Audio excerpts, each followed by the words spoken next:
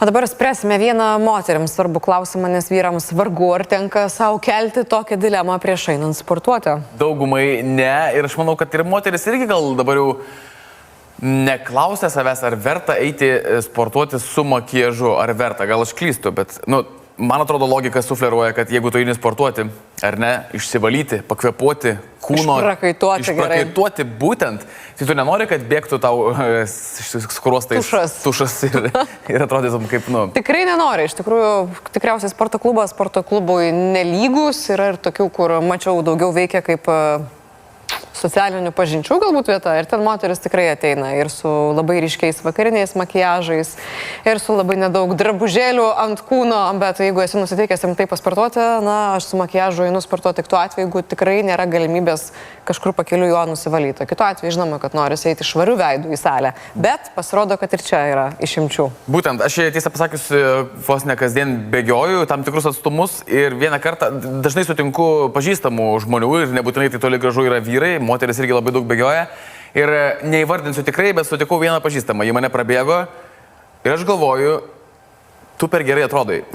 Žinai, tu nesažiningai prieš mane gerai atrodai, nes aš visas raudonas, suplukęs. Pasidažyk, Adomai, kur bėda. Būtent. Ir aš galvoju, ar žmogus yra dabar pasidažęs ir kai šiandien pamačiau, apie ką kalbėsim, galvoju, akurat pasidažęs bėgo. Adomai, po šito reportažo, po šio pokalbio, man atrodo, ir tu norėsi kartais pasidažyti sporto klubą, nes čia ir tam tikrus mitus laužysime. Makiažas ne tik tai grožiai, makiažas gali būti ir odos sveikatai sportuojant, nes daugelis moterų tikrai ilgai galvoja, kaip aš, kad į sporto klubą būtina vaikščioti, tik jį visiškai nusivalius, tai dabar kardinaliai keisime visų mąstymą. Taip, nes eiti, pasak specialistės, į sportą, sportuoti, sporto salę ar sporto klubą su makiažu gali vieniems būti ne tik reikiamybė, bet ir būtinybė. Manote, kad mes visai išprotėjome? Ne. Bet žiūrim ir klausomės, ką kalba ekspertai.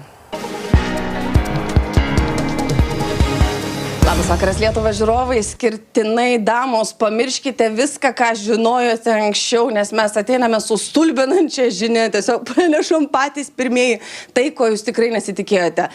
Aš pati negaliu patikėti, bet aš labai džiaugiuosi, nes aš tai propaguoju. Aš vaikštau į sporto klubą su makiažu.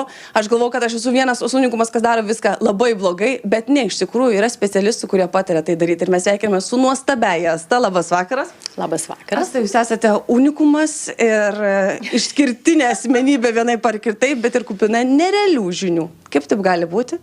Kad jūs keičiate viską, ką mes žinom. Kodėl? Kodėl? Pasirodo, pasitaiko. Aš irgi norėčiau į sporto klubą vaikščioti su makiažu. Bet yra tame tiesos. Iš tikrųjų, vėlgi, ką mes vadinam makiažu. Aš tikrai neskatinu prisikliuoti blakstienų, užsitepti ten blizgių ir tada jau ten eiti į sporto klubą.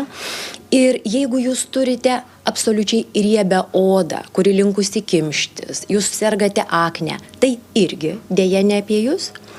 Bet jeigu jūs esate, tas standartinės lietuviškos odos turėtojas, sausos, jautrios arba linkusios dehidratuoti, kapiliarinės, linkusios rausti, jau jeigu jūs turite rozacėją, rožinę arba prerožinę, tai yra apie jūs.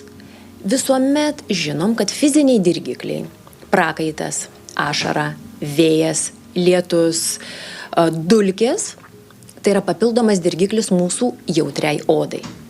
Reiškiasi, jautrią odą visuomet reikėtų aprengti paltuku.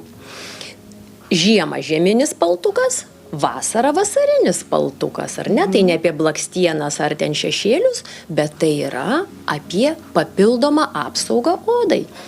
Pudrytė, BB, CC, tai yra kažkas lengvo. Bet vienaip ar kitaip, iš tikrųjų, matyt, naturalistas dabar tiesiog puls gaugais ir sakys nesąmonė, kaip taip įmanoma, nes mes tikrai apie tai daug metų žinojom visai kitą tiesą. Kodėl tai gali padėti odai, iš tikrųjų, paminėjote, kad tai yra apsaugo, ar turi dar kažkokių priežasčių, kodėl tai yra svarbu suteikti odai tą apvalkaliuką? Tai yra svarbiausia. papildomas apsauginis sluoksnis. Jautriai sausai odai, aš nešneku alergiškai kosmetikai, aš nešneku besikemšančiai riebiai, bet sausai jautriai rozacėjai, papildomas sluoksnis visada apsaugos labiau negu nuogas veidas. Su nuogu veidu bėgiot laukia sportuot griežtai ne, su nuogu veidu eiti į sporto klubą irgi stipriai nepatartina. Tai mes irgi kalbam griežtai apie kai kurias makiažo priemonės, neapsunkinančias, kaip jūs paminėjote, kremus. Mielos merginos su teatriniu makiažu, tikrai ne. Tikrai ne. O ar yra kažkokie makiažo produktai, kurie yra kenksmingi sportuojant? Aišku, tikrai nekalbam apie tą vandeniui atsparę kosmetiką. Čia jau jokių būdų. Apskritai, nežinau, kam jinai buvo sukurta, ta vandeniui atspari, nebent kažkokiam vakarėliui prie baseino, kur tu turi ir maudytis, ir švytėti, ir visa, kad nieks nenutekėtų ir nesusilydytų, bet aišku, kad sportuojant vandeniui atspari kosmetika tikrai ne, nes aišku, kad ten gali būti ten vaškų ar kažkitokių aktyvių chemiškai medžiagų, kurios nelabai gerai reaguos su prakaitu. O ar mes turim kažkaip odą paruošti po sporto, kai jau atrodo ir išprakaituoja ir viską, ką reikia daryti tada? O vat po sporto ją reikia labai gerai nuprausti. Tai reiškia, mes naudojame pakankamai gerą prausiklį, ne vanduo, ta prasme, ne vien vanduo. Tai gali būti ir su miceliniu vandeniu nuvalėm ir dar kartą perprausėm su prausikliu, kad neliktų nei tos kosmetikos, nei prakaito, nei dulkių ar ten kažko, ką mes gavome iš aplinkos ir aišku naudoti lengvas, drėkinančias, atstatančias priemonės. Tikrai po sporto, kai oda yra, sakykime, poros išsiplėtusios, veidas įšilęs, kažkokios sunkios, maitinančios kosmetikos, kažkokių aliejukų nebūtų gudru naudoti. Mes kalbam apie lengvos tekstūros, gelinės tekstūros, pavyzdžiui, kremukus. Tai makiažas veikia kaip toksai barjeras, Taip. apsauga. Taip, makiažas yra paltukas, kai yra netinkamos aplinkos sąlygos. Fantastika. Tai dabar vyrai, kurie pamatys nuostabias moteris pasidažiusios klube, nesijuokit, nenustebkite. Ir nepagalvokit, kad čia dėl jūsų. Puikiai, ačiū, esu nuostabiai. Ačiū.